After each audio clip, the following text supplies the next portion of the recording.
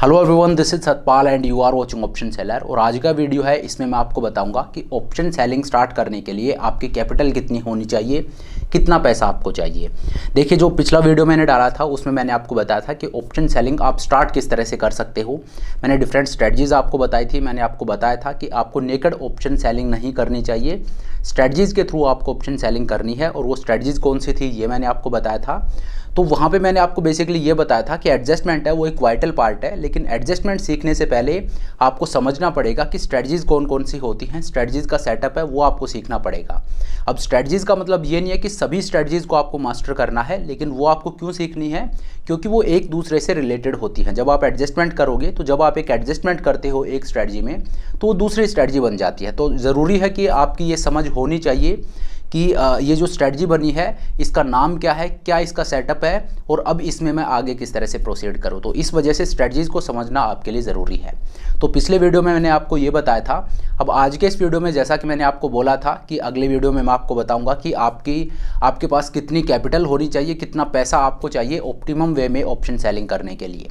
तो चलिए, आज के इस वीडियो को बहुत लंबा नहीं खींचते हैं, मैं टू द पॉइंट बात करूँगा। मैं आपको बताता हूँ कि कितनी कैपिटल आपकी होनी चाहिए एक लॉजिकल वे में, और एक फिगर पे हम पहुंचेंगे कि इतनी कैपिटल आपके पास होनी चाहिए।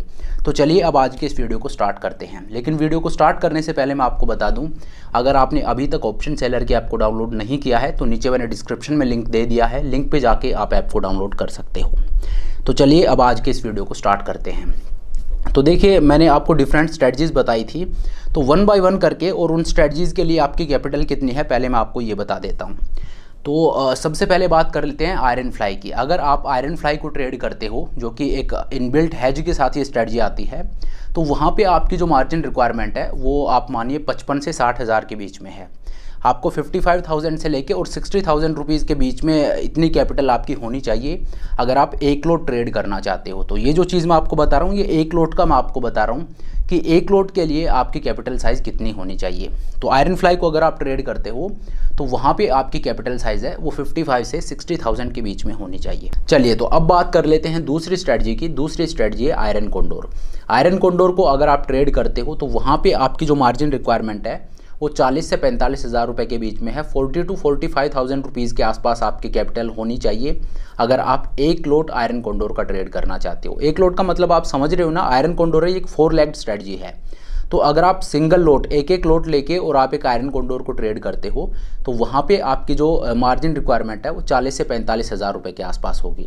तो आयरन फ्लाई है उसमें ये 55 से 60 हज़ार थी। आयरन कोंडोर है इसमें आप 45 या आप राउंड फिगर कर लीजिए 50,000 से ज़्यादा आपको ज़रूरत नहीं होगी। 50 हज़ार के आसपास की कैपिटल है जो आपको ज़रूरत होगी एक आयरन कोंडोर को ट्रेड करने के लिए। इसके बाद अगली जो स्ट्रेटजी है ये है रेशियो स्प्रेड। रेशियो स्प्रेड या डबल रेशियो स्प्रेड को अगर आप ट्रेड करते हो तो यहाँ पे जो आपकी मार्जिन रिक्वायरमेंट है, जितना कैपिटल आपको चाहिए वो है, आप ये मानिए रेशियो स्प्रेड ले लीजिए, डबल रेशियो स्प्रेड ले लीजिए, दोनों का ही मैं बता रहा हूँ। देखिए, जो चीज़ मैं आपको बता रहा हूँ, ये जो कैपिटल मैं आपको बता रहा हूँ, ये थोड़ा सा ऊपर नीचे हो सकती है। ये डिपेंड करता है आपकी विड्थ पे कि कितनी विड्थ आप रख रहे हो, तो उस पर थोड़ा सा ऊपर नीचे हो सकती है, बट मोर और लेस इतना ही रहेगा जितना मैं आपको बता रहा हूँ। तो अगर आप एक रेशियो या डबल रेशियो स्प्रेड को ट्रेड करते हो तो वहाँ पे आपकी जो मार्जिन रिक्वायरमेंट है वो 90,000 से लेके और 1,20,000 के बीच में कुछ भी हो सकती है। यह डिपेंड करता है कि आपका जो स्प्रेड है उसकी विड्थ कितनी है। विड्थ ज़्यादा होगी तो मार्जिन रिक्वायरमेंट वो ज़्यादा होगी, विड्थ आप कम रखते हो तो मार्जिन रिक्वायरमेंट है वो भी कम हो जाएगी।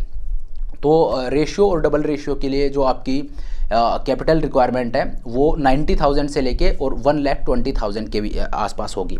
तो 3 स्ट्रेटजीज़ मैंने आपको बता दी हैं, आयरन फ्लाई, आयरन कोंडोर और रेशियो और डबल रेशियो स्प्रेड, कि इनमें आपकी जो मार्जिन रिक्वायरमेंट है वो कितनी होगी। अब बात कर लेते हैं स्ट्रैंगल की। अगर आप एक स्ट्रैंगल को ट्रेड करते हो तो वहाँ पे आपकी मार्जिन रिक्वायरमेंट कितनी होगी। तो देखिए, स्ट्रैंगल है ये एक ओपन स्ट्रेटजी है। तो स्ट्रैंगल में आपकी जो मार्जिन रिक्वायरमेंट है वो 1 लाख से लेके और 1,10,000 के आसपास होगी। ये मैं इंडेक्स की बात कर रहा हूँ, मैं स्टॉक्स की बात नहीं कर रहा हूँ। ये आप ध्यान में रखिए, जो मैं आपको कैपिटल बता रहा हूँ ये इंडेक्स ऑप्शंस के लिए, अगर आप निफ्टी या बैंक निफ्टी में ट्रेड करते हो तो उसकी मैं बात कर रहा हूँ। तो स्ट्रैंगल में जो आपकी मार्जिन रिक्वायरमेंट है वो 1 लाख से लेके और 1,10,000 रुपये के आसपास कुछ भी हो सकती है। और मैं आपको रेकमेंड करता हूँ कि आप जो स्ट्रैंगल सेल करो उसका डेल्टा 15 के आसपास रखो, 10 to 15, उससे पास में आपको नहीं आना है। इस सेटअप के साथ अगर आप करते हो तो 1 लाख से लेके और 1,10,000 के आसपास आपकी कैपिटल होनी चाहिए अगर आप एक स्ट्रैंगल को ट्रेड करना चाहते हो तो। उसके बाद आ जाती है स्ट्रैडल। स्ट्रैडल जो स्ट्रैटेजी है इसमें आपकी जो मार्जिन रिक्वायरमेंट है ये 1.40 मतलब 1,40,000 रुपये के आसपास आपको चाहिए, या आप राउंड फिगर करके कह सकते हो कि 1,50,000 1.5 लाख आपकी कैपिटल होनी चाहिए अगर आप एक स्ट्रैडल को ट्रेड करते हो तो ये स्ट्रैडल के लिए आपकी मार्जिन रिक्वायरमेंट होगी। उसके बाद आ जाता है जेड लिजार्ड। अगर आप एक जेड लिजार्ड को ट्रेड करते हो जो कि एक कॉम्बिनेशन होता है एक शॉर्ट पुट और एक बियर कॉल स्प्रेड का, जेड लिजार्ड को अगर आप ट्रेड करते हो तो यहाँ पे आपकी मार्जिन रिक्वायरमेंट है वो 90,000 के आसपास होगी। अगर आपके पास 90,000 है तो 1 लॉट ऑफ जेड लिजार्ड आप ट्रेड कर सकते हो। उसके बाद आ जाता है कैलेंडर स्प्रेड और डायगोनल स्प्रेड जो कि वॉलेटिलिटी स्प्रेड होते हैं। मैंने पिछले वीडियो में आपको बताया था कि ये जो दो स्ट्रेटजीज़ हैं कैलेंडर स्प्रेड और डायगोनल स्प्रेड, ये बेसिकली वॉलेटिलिटी स्प्रेड होते हैं। इनको आप अलग कर दीजिए ऑप्शन बाइंग से भी और ऑप्शन सेलिंग से भी, ये वॉलेटिलिटी स्प्रेड है। तो जो कैलेंडर स्प्रेड हो गया डायगोनल स्प्रेड हो गया, यहाँ पे आपकी मार्जिन रिक्वायरमेंट है वो आप ये मानिए 25,000 से 30,000 के आसपास होगी। अगर आपके पास 25 से 30,000 रुपये हैं तो आप 1 लॉट कैलेंडर या डायगोनल स्प्रेड का ट्रेड कर सकते हो। यही यहाँ पे जो मार्जिन रिक्वायरमेंट है वो होती है। तो ये जो मैंने लास्ट वीडियो में आपको जो स्ट्रेटजीज़ बताई थी उनकी जो कैपिटल रिक्वायरमेंट है डिफरेंट इंडिविजुअल जो स्ट्रेटजीज़ हैं वो मैंने आपको बता दी हैं। एक बार फिर से मैं रिपीट कर देता हूं, उसके बाद मैं आपको बताऊंगा कि ओवरऑल आपकी कैपिटल कितनी होनी चाहिए अगर आप ऑप्शंस को सेल करना चाहते हो तो देखिए अभी तक मैंने आपको बताया आयरन फ्लाई का। आयरन फ्लाई में आपकी मार्जिन रिक्वायरमेंट है ये 55 से 60,000 रुपये है। देन उसके बाद आयरन कॉन्डोर का बताया, वहाँ पर आपकी मार्जिन रिक्वायरमेट है वो 45,000 के आसपास होगी। उसके बाद मैंने आपको बताया रेशियो और डबल रेशियो स्प्रेड, जहाँ पे मैंने आपको बोला कि 90,000 से लेके 1,1,15 लाख रुपये आप मान लीजिए इतनी आपकी मार्जिन रिक्वायरमेंट होगी। अगर आप एक स्ट्रैंगल को ट्रेड करते हो तो वहाँ पे 1,10,000 तक आप मान के चल सकते हो। अगर आप स्ट्रैडल को ट्रेड करते हो तो 1.5 लाख के आसपास की आपकी कैपिटल होनी चाहिए। और अगर आप जेड लिजार्ड को ट्रेड करते हो तो वहाँ पे 90,000 आपकी मार्जिन रिक्वायरमेंट होगी। और अगर आप कैलेंडर और डायगोनल्स को ट्रेड करते हो तो 25 से 30,000 रुपये आपको चाहिए।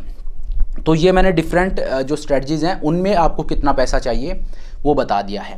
अब आपका सवाल होगा कि ठीक है फिर अगर मैं ऑप्शन सेलिंग करता हूं तो देखिए सबसे हाईएस्ट जो मार्जिन है जिस स्ट्रेटजी में सबसे ज़्यादा मार्जिन चाहिए होता है वो है स्ट्रैडल, जहां पे आपको 1.5 लाख रुपए के आसपास का मार्जिन चाहिए। 1,40,000 मैंने राउंड फिगर करके 1.5 लाख बोल दिया है। तो हालांकि ये ऊपर नीचे हो सकता है, इस चीज़ से आपको कन्फ्यूज़ नहीं होना है। अगर मार्केट में वोलेटिलिटी ज़्यादा है या वोलेटिलिटी कम है उस पर भी मार्जिन डिपेंड करता है।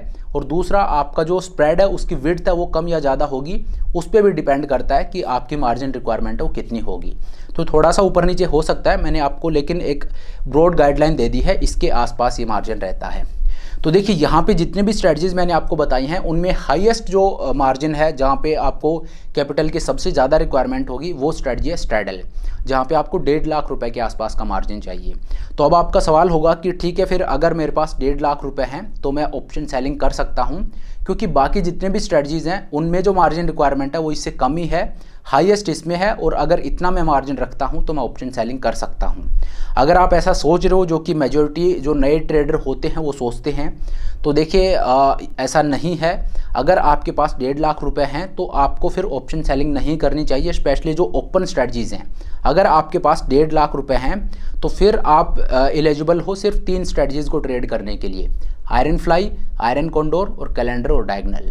ये स्ट्रेटजीज ही आप ट्रेड कर सकते हो। बाकी जैसे स्ट्रैडल हो गया, जेड लिजार्ड हो गया, इस तरह की जो स्ट्रेटजीज या रेशियो स्प्रेड हो गया, इस तरह की स्ट्रेटजीज मैं आपको फिर रेकमेंड नहीं करता, क्योंकि हालांकि वो आप ट्रेड कर सकते हो लेकिन वो फिर मैं आपको रेकमेंड नहीं करता हूँ।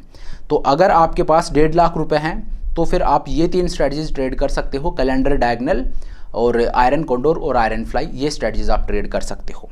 चलिए, तो अब आपका सवाल होगा कि फिर कितनी कैपिटल मेरे पास होनी चाहिए ऑप्टिमम वे में ऑप्शन सेलिंग करने के लिए। तो देखिए ऑप्टिमम वे में अगर आप ऑप्शन सेलिंग करना चाहते हो तो देखिए यहाँ पे जो स्ट्रेटजी मैंने आपको बताई है उनमें सबसे ज़्यादा मार्जिन है 1.5 लाख रुपए का स्ट्रैडल के लिए। तो उसको 2 से आप मल्टीप्लाई कर लीजिए, उसको डबल कर दीजिए। दैट मीन्स 1.5 को अगर मैं डबल करता हूँ तो ये हो जाता है 3 लाख।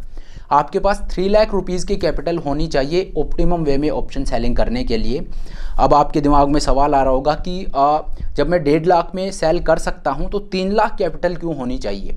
तो देखिए 3 लाख कैपिटल आपके पास होनी चाहिए 1 लॉट को सेल करने के लिए, 1 लॉट में ट्रेड करने के लिए। बेसिकली एक लोट सेल करने से आपको कंफ्यूज नहीं होना। इसका मतलब ये है, अगर आप एक आयरन फ्लाई को ट्रेड करते हो तो ये एक 4 लेग स्ट्रेटजी है, तो चारों लेग का एक एक लोट आपको ट्रेड करना है। तो इस तरह से अगर एक लोट लेके और आप ट्रेडिंग करते हो तो ऑप्टिमम वे में आपको ऑप्शन सेलिंग करने के लिए 3 लाख की कैपिटल चाहिए। 1.5 लाख में आप एक लोट सेल कर सकते हो, लेकिन मैं आपको 3 इसलिए बोल रहा हूँ क्योंकि ऑप्शन जो एडजस्टमेंट होते हैं, मैंने आपको बताया ना, ऑप्शन सेलिंग अगर आप करते हो तो उसका बहुत वाइटल पार्ट होता है एडजस्टमेंट, वो आपको आना ही चाहिए। तो एडजस्टमेंट है, उसके लिए आपको ही बफर रखना है कि मैं 1.5 लाख में ट्रेड तो कर सकता हूँ इन स्ट्रेटजीज़ को, लेकिन अगर मार्केट मेरे अगेंस्ट जाता है तो वहाँ पे मुझे एडजस्टमेंट करने की ज़रूरत पड़ेगी। तो अगर मेरे पास 1.5 लाख रुपए ही हैं और वो मैंने सारे लगा दिए हैं, अब अगर मार्केट मेरे अगेंस्ट जाता है तो फिर अगर मेरे पास एडिशनल कैपिटल नहीं है तो मेरे पास फिर एक ही चारा रह जाता है कि मैं अपना लॉस बुक कर लूँ और इस पोजीशन को स्क्वायर ऑफ कर दूँ। लेकिन अगर आपके पास एडिशनल कैपिटल है तो फिर वो आपके काम आएगी एडजस्टमेंट करने में। तो हमेशा जब भी आप ऑप्शन सेलिंग करो तो आपका नज़रिया ये नहीं होना चाहिए कि इस स्ट्रेटजी के लिए मुझे सिर्फ इतना मार्जिन चाहिए और अगर उतना पैसा आपके पास है तो आप उसको ट्रेड कर दो। नहीं, ये आपकी अप्रोच नहीं होनी चाहिए। आपको ये देखना है कि इस स्ट्रेटजी के लिए मुझे इतना पैसा चाहिए, तो इतना तो मेरे पास है ही और इतना ही मेरे पास एडिशनली और है, ताकि अगर मेरा ट्रेड है वो मेरे अगेंस्ट जाता है तो मैं एडजस्टमेंट कर पाऊँ। तो इस वजह से 3 लाख है, ये वो फिगर है जितना आपके पास होना चाहिए। आपकी मिनिमम कैपिटल है वो 3 लाख होनी चाहिए। इससे ज़्यादा होती है तो अच्छी बात है, लेकिन कम से कम 3 लाख रुपए अगर आपके पास हैं तो फिर आप किसी भी स्ट्रेटजी को ट्रेड कर सकते हो एक लोट में। और इससे होगा क्या कि 1.5 लाख तक में आप ट्रेड कर लोगे, लेकिन अगर मार्केट आपके अगेंस्ट जाता है, आपको एडजस्टमेंट करने की ज़रूरत पड़ती है, तो ये जो एडिशनल 1.5 लाख मैं आपको बता रहा हूँ ये आपके काम आएंगे एडजस्टमेंट करने में। और याद रखिए, एडजस्टमेंट है ये बहुत ज़रूरी चीज़ है, बहुत वाइटल पार्ट है ऑप्शन सेलिंग का। तो इस चीज़ को आपको हमेशा फैक्टर इन करके चलना ही है। ये एडिशनल कैपिटल है, ये आपको रखनी ही है। अब आपके दिमाग में ये नहीं आना चाहिए कि ये मेरी कैपिटल ये तो वेस्ट जा रही है। तो देखिए, वेस्ट बिल्कुल नहीं जा रही है। जब मार्केट आपके अगेंस्ट जाएगा उस टाइम पे ये कैपिटल आपके काम आएगी। तो इस तरह से मैंने ये जो 2 वीडियो बनाए हैं इनमें बेसिकली ये आपको बताया कि ऑप्शन सेलिंग अगर आप स्टार्ट करना चाहते हो तो कैसे आपको करनी है, स्ट्रेटजीज़ कौन कौन सी हैं वो मैंने आपको बता दी हैं, और कितना आपको मार्जिन चाहिए वो मैंने आपको बता दिया है, और ओवरऑल कैपिटल आपकी कितनी होनी चाहिए ये मैंने आपको बता दिया है। तो एडजस्टमेंट के लिए आपको ज़रूर कैपिटल रखनी है। अगर आप ऐसा नहीं करते हो तो आप बहुत बड़ी गलती करोगे। तो देखिए, हालांकि आपको रेकमेंड मैं ये करता हूँ कि अगर आपने स्टार्ट ही किया है, लास्ट वीडियो में भी मैंने आपको ये बताया था कि आप स्टार्ट कीजिए आयरन कोंडोर और आयरन फ्लाई जैसी जो स्ट्रेटजीज़ हैं उनके साथ। वहाँ पे अगर आपके पास 1.25 लाख 1.5 लाख रुपए है तो आप ट्रेड कर सकते हो, क्योंकि वहाँ पे मार्जिन रिक्वायरमेंट है वो काफ़ी कम होती है। 50 से 60 हज़ार रुपये में आप ये कर सकते हो। तो अगर आप 50 हज़ार रुपये में भी ये कर रहे हो और आपके पास कैपिटल 1 लाख 1.25 लाख है तो फिर वो डबल से ज़्यादा हो रहा है, उस क्राइटेरिया को फुलफिल कर रहा है। तो वहाँ पर वो स्ट्रेटजीज़ आप ट्रेड कर सकते हो। ऐसा नहीं है कि आपके पास 3 लाख रुपए नहीं है तो आप ट्रेड ही नहीं कर सकते, आप ऑप्शन सेलिंग कर ही नहीं सकते। कर सकते हो, लेकिन 2 स्ट्रेटजीज़ में सिर्फ। वो कौन सी हैं? आयरन फ्लाई और आयरन कोंडोर। उसके अलावा कैलेंडर और डायगोनल हैं, उनको भी आप ट्रेड कर सकते हो, लेकिन जैसा कि मैंने आपको बताया वो वोलेटिलिटी स्प्रेड है। तो इस तरह से आपको ट्रेड करना है अगर आप ऑप्शन सेलिंग स्टार्ट करना चाहते हो। तो ये चीज़ है, ये ब्रॉड पिक्चर है जो मैंने आपको बताई। इसके बाद अगली एक और चीज़ है जो काफ़ी वाइडली ये सवाल पूछा जाता है कि कितनी विक्स होनी चाहिए, किस विक्स इन्वायरमेंट में हमें ट्रेड करना चाहिए। तो देखिए, नॉर्मली इस सवाल का जवाब देने में मैं थोड़ा सा डरता हूँ, क्योंकि इसका कोई एक जवाब नहीं है या कोई सही या कोई गलत जवाब नहीं है। अब मैं आपको कुछ भी फिगर बोल दूंगा तो मुझे डर ये लगता है कि आप उसको लोहे की लकीर मान के ना चलो। ऐसा नहीं होना चाहिए कि सतपाल ने इतना बोल दिया है, अब उससे अगर थोड़ा सा भी कम हुआ तो मैं नहीं लूँगा, उससे थोड़ा सा भी ज़्यादा हुआ तो मैं नहीं लूँगा। तो यहाँ पे आपके कंफ्यूज होने का स्कोप है वो बहुत ज़्यादा है। इस वजह से इस सवाल का जवाब देने में मैं थोड़ा सा डरता हूँ। लेकिन आप अपना थोड़ा सा जो आपका लॉजिक है उसको आप यूज़ कीजिए, और थोड़ा सा आपको इस मामले में थोड़ा सा अपने सेंसेस को यूज़ करना है और थोड़ा सा फ्लेक्सिबल होने की ज़रूरत है। ऐसा नहीं है कि मैंने आपको कुछ भी बोल दिया और उसी चीज़ को आप हार्ड एंड फास्ट फॉलो कर रहे हो, तो ऐसा नहीं होना चाहिए। बाकी मैं ब्रॉड गाइडलाइन आपको दे देता हूँ। देखिए, कुछ स्ट्रेटजीज़ होती हैं वो लो विक्स की होती हैं, कुछ स्ट्रेटजीज़ होती हैं वो हाई विक्स की होती हैं, और कुछ स्ट्रेटजीज़ होती हैं वो मॉडरेट विक्स में ट्रेड करनी चाहिए। तो ये स्ट्रेटजीज़ कौन सी हैं पहले तो ये बता देता हूँ। स्ट्रैडल होगी, स्ट्रैंगल होगी, ये हाई विक्स इन्वायरमेंट की स्ट्रेटजी हैं। कैलेंडर हो गया, डायगोनल हो गए, ये हैं, ये लो विक्स की स्ट्रेटजीज़ हैं। और जैसे आयरन कोंडोर होगी, आयरन फ्लाई होगी, ये मॉडरेट विक्स में आप ट्रेड कर सकते हो। अब आपके दिमाग में सवाल होगा कि ये हाई विक्स कितनी है, लो विक्स कितनी है और मॉडरेट विक्स कितनी है। तो देखिए, अगर 18 से ऊपर का विक्स है, अगर विक्स 18 से ऊपर है तो आप स्ट्रैडल को ट्रेड कर सकते हो, आप स्ट्रैंगल को ट्रेड कर सकते हो। अगर विक्स 13 से नीचे है तो फिर आप कैलेंडर स्प्रेड हो गए, डायगोनल स्प्रेड हो गए, इनको ट्रेड कर सकते हो। और इसके बीच में विक्स कहीं भी है तो आप आयरन फ्लाइज को ट्रेड कर सकते हो, आयरन कोंडोर को ट्रेड कर सकते हो। और ऐसा नहीं है कि यहाँ पे आप स्ट्रैंगल को ट्रेड नहीं कर सकते या स्ट्रैडल को ट्रेड नहीं कर सकते। इसीलिए मैं आपको बोल रहा हूँ कि टाइम के साथ आप ये चीज़ सीखोगे। यहाँ पे भी आप स्ट्रैडल या स्ट्रैंगल को ट्रेड कर सकते हो, वहाँ पे आपको थोड़ा सा जो एक्सपायरीज हैं उनके साथ प्ले करना पड़ेगा कि दूर के एक्सपायरीज में आप ट्रेड कर सकते हो। तो और ऐसा भी नहीं है कि अगर 13 से नीचे है तो वहाँ पे मैं आयरन कोंडोर या आयरन फ्लाई को ट्रेड नहीं कर सकता। तो इसी वजह से ये थोड़ा सा कंफ्यूजिंग टॉपिक है, इस वजह से मैं आपको कंफ्यूज नहीं करना चाहता हूँ। तो मैं जो आपको बोल रहा हूँ उसको आपको हार्ड एंड फास्ट नहीं लेना है, आप ट्रेड कर सकते हो। अगर आप मंथलीज में ट्रेड कर सकते हो तो कई चीज़ों को आप ओवरपास कर देते हो। और अगर विक्स कम होती है तो आप फार मंथ में चले जाइए और वहाँ पे आप कम विक्स में भी स्ट्रैडल या स्ट्रैंगल को ट्रेड कर सकते हो। तो होता क्या है, जब मार्केट में विक्स कम होती है तो प्रीमियम कम होता है। जब प्रीमियम कम होता है, इसी वजह से हम ऑप्शन सेलिंग नहीं करते हैं, क्योंकि सस्ते प्रीमियम है। जब मैं किसी चीज़ को सेल करता हूं तो ऑब्वियसली मैं चाहूँगा उस चीज़ का प्राइस ज़्यादा हो। और विक्स कम होती है तो प्रीमियम कम होते हैं, तो कम प्रीमियम को मैं सेल नहीं करना चाहता, मैं महंगे प्रीमियम को सेल करना चाहता हूँ।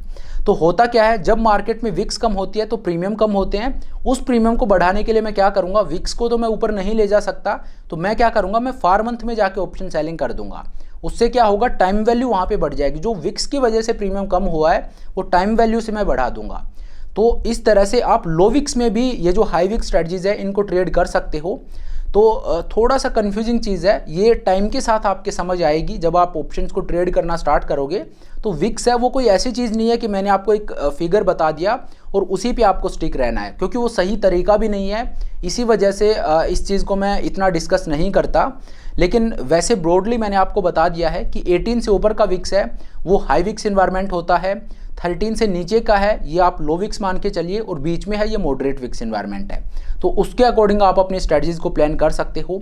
अगर 13 से नीचे है तो कैलेंडर और डायगोनल है उनको ट्रेड कीजिए, और अगर 13 से लेके और 18 के बीच में है तो वहाँ पे आप iron Condor, iron fly, ratio spread, Z lizard इनको ट्रेड कर सकते हो। और अगर उससे ऊपर है तो वहाँ पे आप स्ट्रैडल को ट्रेड कर सकते हो, स्ट्रैंगल को ट्रेड कर सकते हो। लेकिन इन स्ट्रेटजीज को अगर आप मंथ या फार मंथ में ट्रेड करते हो तो मॉडरेट विक्स में भी आप इनको ट्रेड कर सकते हो। तो चलिए, ये मैंने एक कोशिश की है कि आपको बताऊं कि किस तरह से आपको ऑप्शन सेलिंग करनी चाहिए और क्या क्या आपकी रिक्वायरमेंट होगी, कितनी आपको कैपिटल चाहिए, ये सारी चीज़ें मैंने इंक्लूड करने की कोशिश की है। तो आई होप आपको समझ आया होगा और एक कॉन्फिडेंस आपके अंदर आया होगा कि किस तरह से ऑप्शन सेलिंग को स्टार्ट करना है। तो चलिए, अब आज के इस वीडियो को यहीं पे ख़त्म करते हैं। Thank you so much for watching the video. I hope ये वीडियो आपको पसंद आया होगा। अगर वीडियो अच्छा लगा तो मेक श्योर आप वीडियो को लाइक करें, चैनल को सब्सक्राइब करें। This is Satpal signing off.